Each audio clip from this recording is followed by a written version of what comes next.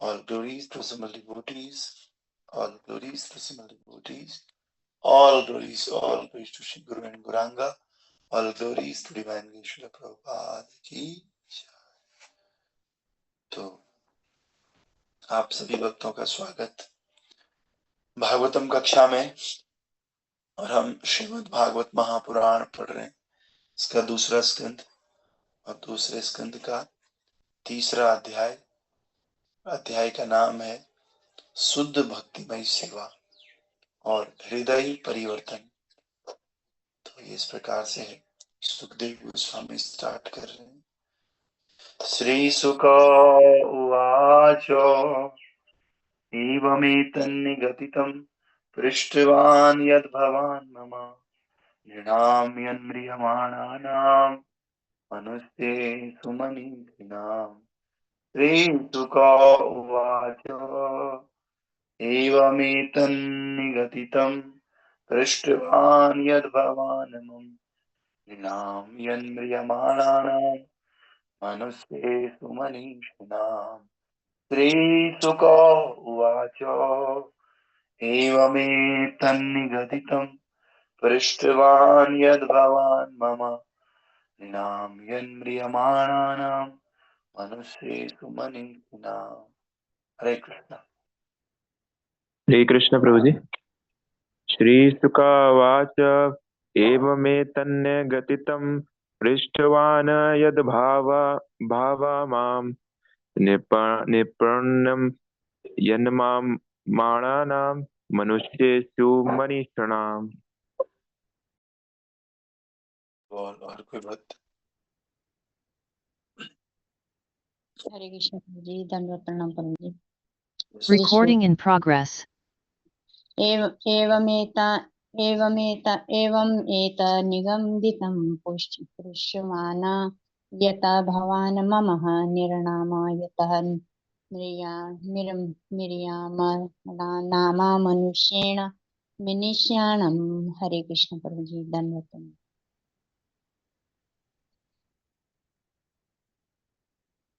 और कोई बात? ठीक।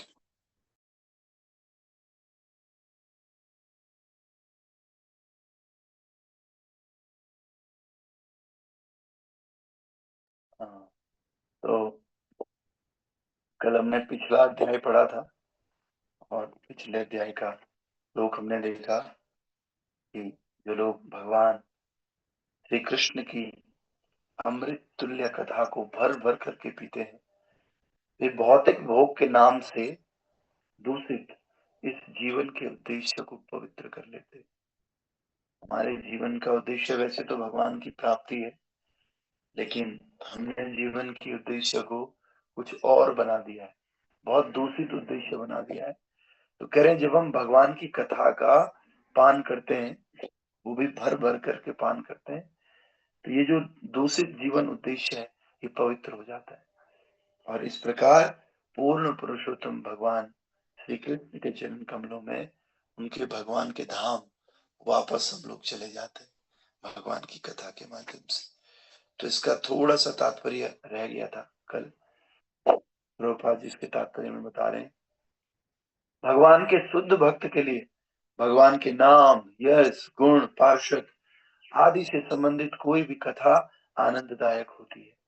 और चूंकि ऐसी कथाओं का अनुमोदन नारद जी, हनुमान जी, नंद महाराज तथा वृंदावन के अन्य निवासियों द्वारा किया गया है, अतएव ऐसे संदेश निश्चय ही दिव्य तथा हृदय एवं आत्मा को भाने वाले। यहाँ पर श्रील सुखदेव गोस्वामी आश्वस्त करते हैं कि श्रीमद् भगवत गीता तथा उसके बाद श्रीमद् भागवतम की कक्षाओं को निरंतर सुनते रहने से मनुष्य भगवान के पास पहुंचकर विशाल कमल के जैसे गोलोक वृंदावन धाम नामक आध्यात्मिक ग्रह में भगवान की दिव्य प्रेममयी सेवा कर सकेगा।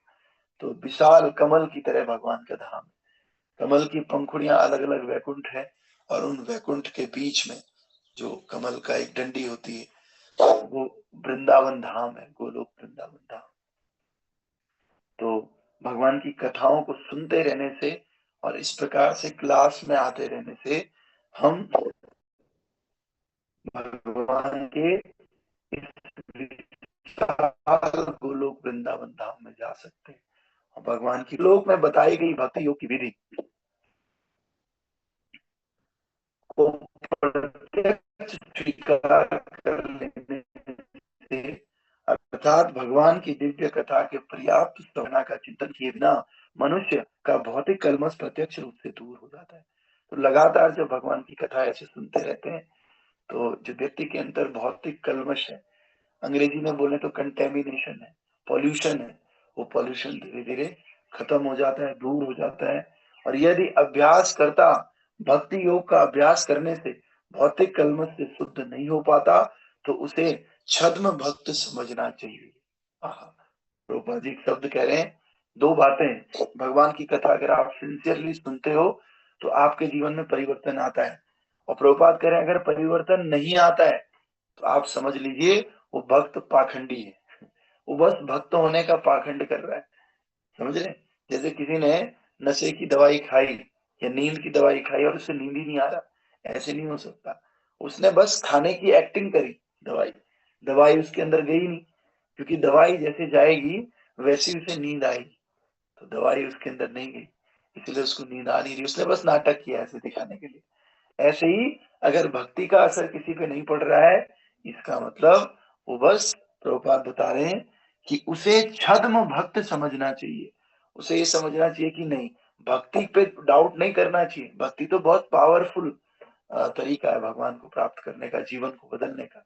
बस हमें ये समझना चाहिए कि वो भक्त उसको अच्छे तरीके से नहीं कर रहा है। और ऐसे पाखंडी के लिए भवबंधन से छूटने हेतु कोई उपाय नहीं है। ऐसा पाखंडी व्यक्ति, उसको भवबंधन से छूटने के लिए उपाय नहीं है। तो भक्ति का प्रोसेस इतना जबरदस्त, तो आप यकीन मानिए अगर हमने विधि पूर्वक इस भक्ति के प्रोसेस को पालन किया, ये चेंज लेकर आने वाला है। तो हमने एक नहीं, दो नहीं, सैकड़ों लाइफ, सैकड़ों लोगों को देखा है जिनका जीवन परिवर्तित हुआ है वास्तव में इस भक्ति के माध्यम से, है ना? तो इसलिए सबका जीवन परिवर्तन होता है। इस प्रकार श्रीमद् भागवतम के द्वितीय स्कंद के अंतर्गत हृदय में भगवान नामक द्वितीय अध्याय का भक्ति वेदांत तात्पर्य पूर्ण हुआ। ग्रंथराज श्रीमद् भागवत महापुराण की जय।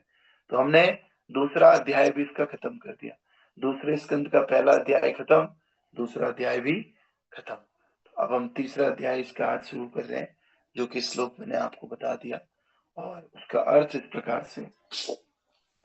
श्रील सुखदेव गोस्वामी ने कहा, हे महाराज परीक्षित, आपने मुझसे मरणासन बुद्धिमान मनुष्य के कर्तव्य के विषय में जिस प्रकार जिज्ञासा की, उसी प्रकार मैंने आपको उत्तर दिया। अब देखो, लास्ट वाला भी तो सुखदेव गोस्वामी ने बोला था पिछले अध्याय में, अब इस अध्याय में आगे सुखदेव गोस्वामी कंटिन्यू कर रहे हैं, कंटिन्यू करके ही बोल रहे हैं, देखो तुमने मुझसे पूछा था कि जो व्यक्ति मर रहा हो उसे क्या करना चाहिए, तो कह रहे मैंने तुम्हें सारा उत्तर दे दिया है, जो आपने जिज्ञासा करी थी उसी प्रकार मैंने आपको उत्तर दे दिया। तो तात्पर्य भाई अर्चनीय वंदनीय प्रातः स्मरणीय जगत गुरु श्रील प्रभुपाद जी द्वारा श्रील प्रभुपाद की जय। तो हमारे प्रभुपाद जी बता रहे हैं, सारे विश्व में मानव समाज में लाखों करोड़ों लोग हैं और वे प्राय सभी अल्पज्ञ हैं, क्योंकि उन्हें आत्मा के विषय में बहुत अल्प ज्ञान है। प्राय सबको जीवन की मिथ्या अवधारणा है, क्योंकि वे अपनी पहचान स्थूल तथा सूक्ष्म भौतिक शरीर के साथ करते हैं, जबकि वे ऐसे हैं नहीं। भले ही वे नाम मानव समाज की नजरों में उच्च तथा निम्न पदों पर स्थित हों, किंतु मनुष्य को ये ज्ञात होना चाहिए कि जब तक वो अपने शरीर तथा मन से परे अपनी आत्मा के विषय में नहीं जिज्ञासा करता, तब तक मनुष्य जीवन के उसके सारे कार्य नितांत निष्फल है। तो मानव समाज में अगर हम देखें तो कोई उच्च पद पे, कोई छोटे पद पे, लेकिन प्रभुपाद जी कह रहे इनका कोई फायदा है नहीं। वास्तव में जब तक कोई व्यक्ति ये नहीं समझता है कि आत्मा क्या है, हम इस संसार में क्यों आए हैं, हम जब मरते हैं तो मरने के बाद कहाँ जाते हैं, भगवान क्या है, भगवान की भक्ति क्या है, जीव क्या है, ये प्रकृति क्या है, काल क्या है, जब इन सब के विषय में कोई जिज्ञासा नहीं करता है तो समझ लो उसके जितने भी कार्य हैं मनुष्य जीवन के, वो नितांत निष्फल हैं, उनका कोई फल नहीं है, निष्फल है। इसलिए आगे कह रहे हैं, इसलिए हजारों हजारों मनुष्यों में से कोई एक अपनी आत्मा के विषय में जिज्ञासा करता है और वेदांत सूत्र, श्रीमद् भगवत गीता तथा भागवतम जैसे शास्त्रों को पढ़ता है। किंतु ऐसे शास्त्रों को पढ़ने और सुनने के बावजूद भी जब तक वह स्वरूप सिद्ध आध्यात्मिक गुरु के संपर्क में नहीं आता, तब तक वह आत्मा की वास्तविक प्रकृति को नहीं समझ सकता है। तो देखिए क्या कह रहे हैं, हजारों हजारों मनुष्य हैं, उसमें से कोई एक है जो भाई आत्मा के विषय में जानने का प्रयास करता है। तो हम वही भाग्यशाली लोग हैं, चाहे मैं हूं चाहे आप हैं, हम उन हजारों में से एक हैं जिन्होंने कम से कम आत्मा के विषय में समझने के लिए जिज्ञासा करी और भक्ति के इस मार्ग में एंट्री करी। अभी हम केवल जिज्ञासा ही तो कर रहे हैं। तो इस प्रकार से फिर जिज्ञासा करने वाले भी हजारों भक्तों को इकट्ठे करोगे तो कोई एक भगवान के विषय में समझ पाएगा, फिर उन हजारों को इकट्ठे करोगे तो फिर कोई एक भगवान के धाम जा पाएगा, ऐसा वर्णन है। तो इसीलिए, लेकिन फिर भी हम लोग बड़े भाग्यशाली हैं, कम से कम हमने जिज्ञासा किया, और जिज्ञासा किया है तो देर सवेर हम अवश्य भगवान के धाम पहुंचेंगे। गिरेंगे फिर उठेंगे, गिरेंगे उठेंगे, ये गिरना उठता लगता रहेगा, लेकिन एक दिन हम उठेंगे उठेंगे उठेंगे और एक दिन भगवान के धाम पहुंच जाएंगे। लेकिन हमें कोशिश नहीं छोड़नी चाहिए।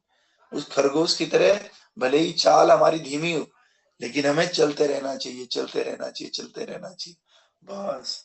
तो एक ना एक दिन हम अवश्य रूप से उस खरगोश से पहले पहुंच जाएंगे। कछुए के चाल हम चलेंगे, लेकिन खरगोश से पहले पहुंच जाएंगे। तो इसीलिए कह रहे, किंतु ऐसे शास्त्रों के पढ़ने तथा सुनने के बाद भी जब तक हम एक स्वरूप सिद्ध आध्यात्मिक गुरु के संपर्क में नहीं आते, तब तक हमें आत्मा की वास्तविक प्रकृति समझ नहीं आती है। तो गुरु की बहुत आवश्यकता है जीवन में, वो भी कैसे गुरु की, स्वरूप सिद्ध गुरु की आवश्यकता है। तो प्रभुपाद जी हमारे बीच में स्वरूप सिद्ध गुरु हैं और उनके शिष्य भी स्वरूप सिद्ध हैं, इसीलिए वो हमारे प्रेरणा के स्रोत हैं। और ऐसे हजारों लाखों व्यक्तियों में से कोई एक ऐसा निकलेगा जो वास्तव में श्री कृष्ण को जान सकेगा। चैतन्य चरितामृत मध्य लीला में कहा गया है कि भगवान श्री कृष्ण ने अपनी अहेतुकी कृपावश श्रील व्यास देव का अवतार लेकर मानव समाज के बुद्धिमान वर्ग के पठन पाठन के लिए वैदिक साहित्य तैयार किया, क्योंकि ये वर्ग भगवान से अपने असली संबंध को प्राय पूरी तरह भूला हुआ है। ऐसा बुद्धिमान वर्ग भी भगवान के साथ अपना संबंध भूल सकता है।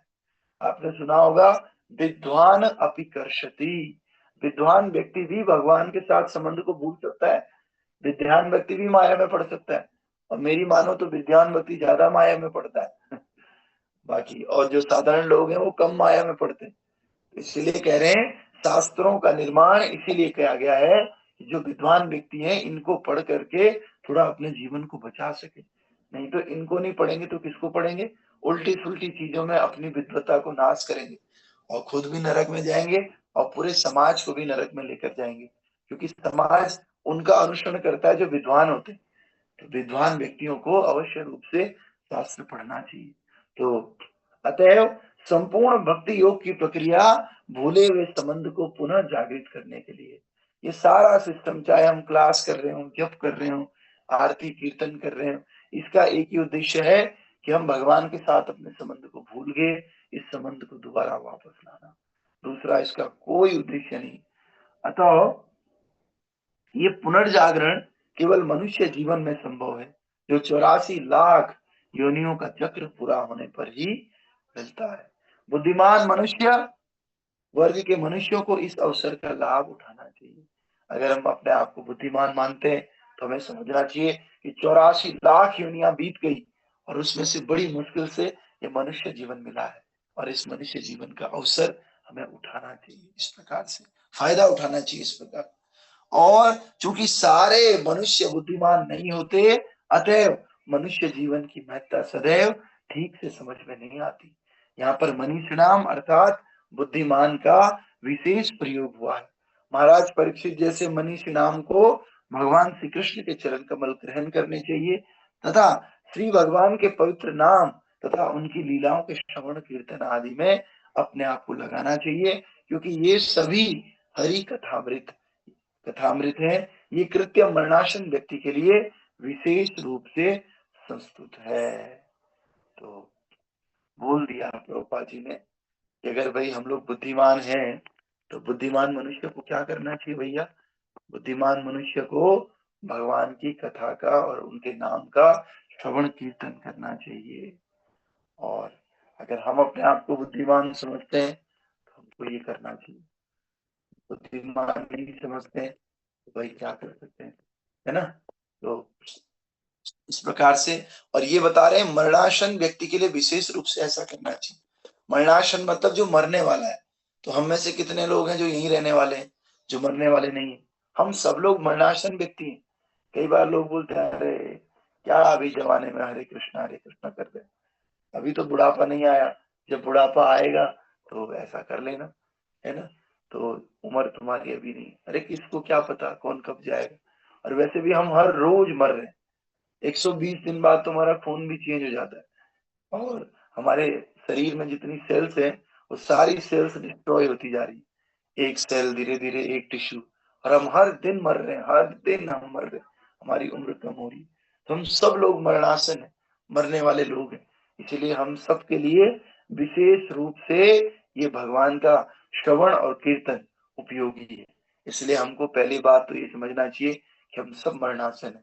इसलिए हमारे लिए जो सुखदेव गोस्वामी ने कहा कि आपको भगवान की कथा और कीर्तन का श्रवण करना है, कीर्तन करना है, यही विधि सर्वश्रेष्ठ है। इसलिए हमें इस बात को समझना है। तो कल हम इसके आगे वाला श्लोक पढ़ेंगे या अभी पढ़ लेंगे?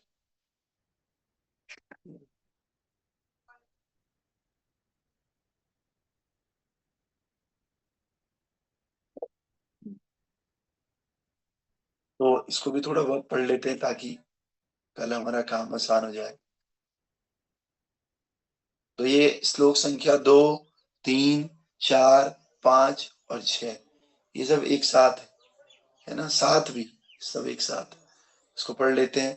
ब्रह्म वर्चस कामस्तु यजेत ब्राह्मणपतिम इंद्रमिंद्रियम कामस्तु प्रजा काम प्रजापति देवीं मायां तु श्रीकामस्तेजस कामो विभावसु वसु कामो वसून् रुद्रान् वीर्य कामोऽथ वीर्यवान् अनाद्य कामस्त्वदितिं स्वर्ग कामोदिते सुतान् विश्वान् देवान् राज्य कामा साध्यान् संसाधको विशाम् आयुष्कामो अश्विनो देवो पुष्टिकाम इलाम यजेत प्रतिष्ठ काम पुरुषो रोदसी लोकमातरो रूपाभिकामो गंधर्वान् स्त्री कामोऽप्सर उर्वशी अधिपत्य काम सर्वेषां यजेत परमे दिनम् यज्ञं यजेत यस्काम कोशकाम प्रचेतसं विद्या कामस्तु गरीसं दाम्पत्यार्थ उमां पतिम्। इसका अर्थ पढ़ते हैं। अर्थ ये है कि जो व्यक्ति निर्विशेष ब्रह्म ज्योति में लीन होने की कामना करता है उसे वेदों के स्वामी ब्रह्मा या विद्वान पुरोहित बृहस्पति की पूजा करनी चाहिए। जो निराकार, जो ब्रह्म में लीन होना चाहता है उसे वेदों के स्वामी ब्रह्मा जी की पूजा करनी चाहिए।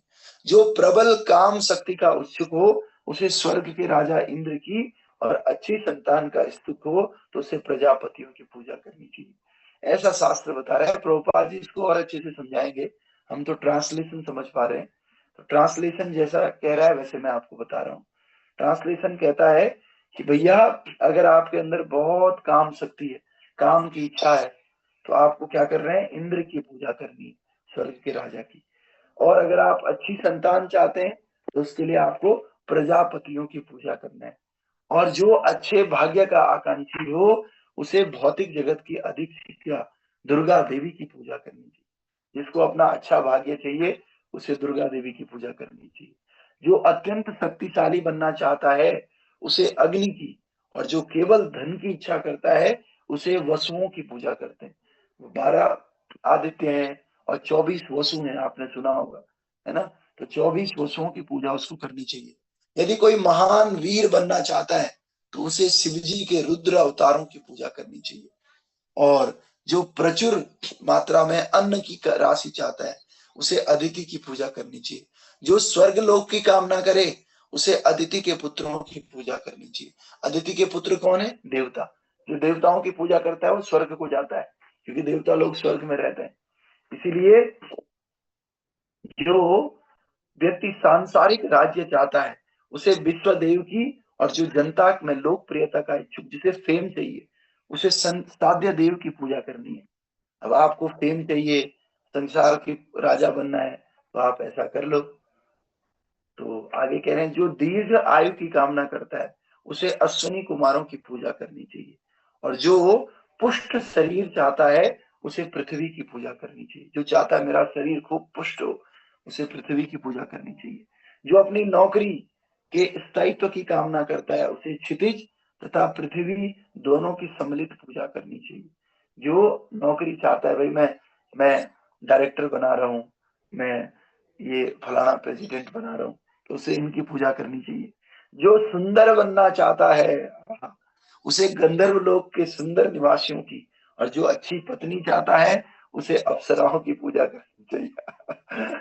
सुंदर पत्नी किसी को चाहिए तो उसे अप्सराओं की पूजा करनी, और स्वर्ग की उर्वशी अप्सराओं की पूजा करनी चाहिए। जो दूसरों पर शासन करना चाहता है, जो दूसरों को अपना सेवक बनाना चाहता है, उसे ब्रह्मांड के प्रमुख ब्रह्मा की पूजा करनी चाहिए। जो स्थायी कीर्ति का इच्छुक हो उसे भगवान की, तथा जो अच्छी बैंक बचत चाहता हो उसे वरुण देव की पूजा करना चाहिए। जो फेम चाहता है परमानेंटली, कि मुझे फेम मिले, तो उसे तो भगवान की ही पूजा करनी चाहिए, क्योंकि भगवान के अलावा दूसरा कोई फेम दे नहीं सकता। प्रबल प्रेम के पाले पड़कर अपना नियम बदलते देखा, अपनी लाज बचे न बचे पर भक्त की लाज को बदलते दे नहीं। क्या है, चलो मैं बताता हूं अभी। तो वरुण देव की पूजा उसको करनी है, अपना मान टले न टले पर भक्त का मान न टलने देगा। तो इस प्रकार से भगवान ही ऐसे हैं जो हर स्थिति में हमेशा भक्त को बचा सकते हैं। और जो अच्छा बैंक बचत चाहता है उसे वरुण देव की पूजा करनी चाहिए। पर जिसके पास पहले से बैंक बचत हो, इसका मतलब पिछले जन्म में उसने वरुण देव की पूजा करी थी। और लास्ट में कह रहे हैं यदि कोई विद्वान बनना चाहता हो तो उसे शिव जी की पूजा करनी चाहिए। और यदि कोई अच्छा वैवाहिक संबंध बनाना चाहता है, कोई चाहता है पति पत्नी दोनों ढंग से रहें, झगड़े थोड़े से कम हो हमारे बीच में, है ना, तो उसे शिव की सती पत्नी देवी उमा की पूजा करनी चाहिए। वैसे शिव और सती दोनों की पूजा करनी चाहिए अगर कोई वैवाहिक जीवन अच्छा चाहता है। तो यहाँ पे पूजा की बात चल रही है, भक्ति की बात नहीं चल रही। भक्ति और पूजा में जमीन आसमान का अंतर होता है। पूजा तो हम किसी की भी कर सकते हैं। पूजा तो हम, जब महात्मा गांधी जी का जन्मदिन होता है 2 अक्टूबर को, तो गांधी जयंती में उनको फूल चढ़ाते हैं, अगरबत्ती चढ़ाते हैं, उनकी भी पूजा करते हैं। तो गांधी जी भगवान हो गए क्या? नहीं। भक्ति अलग चीज है। भक्ति का मतलब है कि आप उनका भजन करते हो, लेकिन पूजा का मतलब हो किसी विशेष कामना के लिए आप उस विशेष व्यक्ति का पूजा कर रहे हो। तो ये पूजा अलग चीज है ना, भक्ति अलग चीज है। तो इसमें तात्पर्य भी प्रभुपाद जी ने दे रखा है। तात्पर्य भाई अर्चनीय वंदनीय प्रातः स्मरणीय जगत कृष्ण प्रभुपाद जी द्वारा। श्रील प्रभुपाद की जय। जिसको इसमें से कुछ ऐसा लग रहा है कि भैया ये तो मेरे काम का है, तो वो इसको पढ़ लेना। ये श्रीमद् भागवतम दूसरे स्कंद का 3रा अध्याय, तीसरे अध्याय का 2रा, 3रा, 4था, 5वां, 6वां, 7वां श्लोक है। वेदाबेस पे आपको मिल जाएगा, नेट पे देख लेना। आप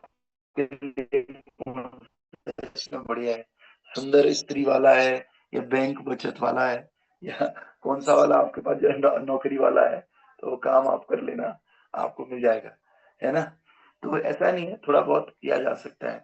जैसे कई बार लोग बोलते हैं कि आपको अगर अपना शनि ठीक करना है तो ये पानी डाल दो, तो ठीक भी है। ये जो शुद्ध भक्त होते हैं उन पे ये सब लागू नहीं होता।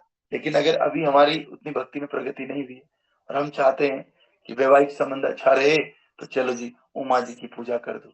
कम से कम वैवाहिक संबंध ठीक रहेगा, झगड़े कम रहेंगे, तो हम भगवान का भजन ज्यादा कर पाएंगे। अगर हमारा उद्देश्य एक है कि हमने अपनी भक्तिमय जीवन को आगे बढ़ाना है, उस उद्देश्य की पूर्ति के लिए अगर हम ये सब काम करते हैं तो ये सब भी भक्ति कहलाएंगे। लेकिन उद्देश्य केवल वही है, भगवान की भक्ति नहीं है तो फिर ये सब नहीं करना चाहिए। भाई देवी माँ की पूजा तो गोपियों ने भी करी है, माँ कात्यायनी की पूजा, लेकिन किसके लिए कही? ताकि कृष्ण प्रेम की प्राप्ति उनको हो सके। कृष्ण इधर उधर घूम गए थे रासलीला के बाद, कृष्ण दिख ही नहीं रहे थे, अचानक गायब हो गए थे, तो उन्होंने फिर माँ कात्यायनी की पूजा करी, आराधना की कि माँ आप हमें आशीर्वाद दो कि हमें कृष्ण मिले। हमें भी ऐसी करना है। अगर आपको धन चाहिए भी, मैं तो कह रहा हूँ ठीक है कोई बात नहीं, आपको धन चाहिए तो अच्छी बात है, धन चाहिए, लेकिन आप ये सोचे भगवान खूब मेरे पास धन हो, धन रहेगा तो मैं सिक्योर रहूंगा और इस धन से मैं खूब भगवान का ऑल्टर लेके आऊंगा घर में, भगवान के विग्रह लाऊंगा, भगवान की ड्रेस लाऊंगा, खूब भगवान की पूजा अर्चना करूंगा और शोभित प्रभु की तरह भक्तों को घर में बुलाऊंगा महीने 2 महीने में और उनको प्रसाद खिलाऊंगा। तो धन से ये काम करूंगा तो ठीक है, आप करिए, धन वाला करिए, लेकिन धन से खाऊंगा, ऐश करूंगा, ईट, खाओ पियो और मजा करो, ये फिलॉसफी से धन चाहिए तो फिर वो भक्ति के लिए बाधक है ना। तो इस प्रकार से तात्पर्य पढ़ने का प्रयास करते हैं फटाफट। कल एकादशी है तो मैं चाह रहा था एकादशी के दिन के लिए ये आगे थोड़ा सा हम बढ़ जाए। आइए, विभिन्न विषयों में सफलता के लिए इच्छुक विभिन्न पुरुषों के लिए ये पूजा की नाना प्रकार की विधियां हैं। इस भौतिक जगत की सीमा में रहने वाला बद्ध जीव भौतिक भोग की प्रत्येक प्रकार की योग्य वस्तु में दक्ष नहीं होता, किंतु जैसा कि ऊपर बताया गया है वो विशेष देवता की पूजा करके उस विशेष पदार्थ के ऊपर अपना प्रभुत्व प्रभाव डाल सकता है। शिव जी की पूजा करने से रावण अत्यंत शक्तिशाली बन गया था और वो शिव जी को प्रसन्न करने के लिए अपने सिरों को काटकर उन्हें अर्पित करता था। तो ऐसा उदाहरण भी है, शिव जी की पूजा रावण ने करी तो रावण कितना शक्तिशाली बन गया। इसीलिए शक्ति के लिए शिव जी की पूजा करनी होती है और वो शिव की कृपा से इतना शक्तिशाली बनता गया कि सारे देवता उससे भयभीत रहने लगे, यहाँ तक कि अंत में उसने भगवान रामचंद्र को ललकारा और इस तरह स्वयं नष्ट हो गया। तो सारे देवता इंद्र चंद्र जो है रावण के यहाँ पोछा लगाते थे, आपको पता है, सारे देवी देवता रावण के यहाँ पोछा झाड़ू करते थे और कुछ उसकी सीढ़ी में रहते थे, तो सीढ़ी में वो रावण उनके ऊपर पीठ पैर रख कर के ऊपर जाता था, इतना शक्तिशाली रावण था केवल शिव जी की पूजा करने से। और दूसरे शब्दों में ऐसे सारे व्यक्ति जो भौतिक भोग के कुछ या सभी विषयों को प्राप्त करने की आशंका रखते हैं और जो भौतिकवादी हैं वे कम बुद्धि वाले होते हैं। कामस्ते अपहित ज्ञानम भजन्ते अन्य देवता, भगवान गीता में कह रहे हैं जो काम की प्राप्ति करने के लिए अन्य देवताओं की पूजा करते हैं वो लोग अल्प बुद्धि वाले हैं। तो उसमें कहा गया है कि सद विवेक से विहीन है या उनकी बुद्धि माया के द्वारा हर ली गई है, वे जीवन के विभिन्न देवताओं को प्रसन्न करके वैज्ञानिक प्रगति के नाम पर बौद्धिक सभ्यता में उन्नति करके जीवन के सभी प्रकार के भोगों को प्राप्त करना चाहते हैं। इस भौतिक जगत में जीवन की मुख्य समस्या तो जन्म मृत्यु जरा और व्याधि है और इसका समाधान ढूंढना है। कोई अपने जन्म अधिकार को बदलना नहीं चाहता, कोई मरना नहीं चाहता, कोई वृद्ध या अशक्त होना नहीं चाहता और कोई रोगग्रस्त होना नहीं चाहता, किंतु ये समस्या न तो किसी देवता के अनुग्रह से हल हो पाती है और न तथाकथित भौतिक विज्ञान की उन्नति से। कह रहे हैं भैया असली समस्या तो जन्म मृत्यु जरा और व्याधि है और ये समस्या कोई भी देवता हमारी हल नहीं कर सकता।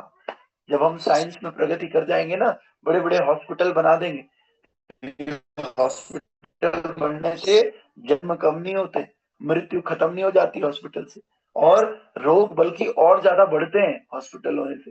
तो इस प्रकार से ये सारी चीजें जन्म मृत्यु जरा और व्याधि इनसे हमें छुटकारा दिलाने में आवश्यक नहीं है, बिल्कुल भी हेल्पफुल नहीं। बस ये हमें लॉलीपॉप पकड़ाती है, लो भाई हम खुश होते हैं कि अरे कितने सारे हॉस्पिटल्स होगी, कितनी सुविधा होगी। अरे भैया बीमारियां भी तो बढ़ गई बीमारियां बढ़ गई इसलिए हॉस्पिटल भी बढ़ गई।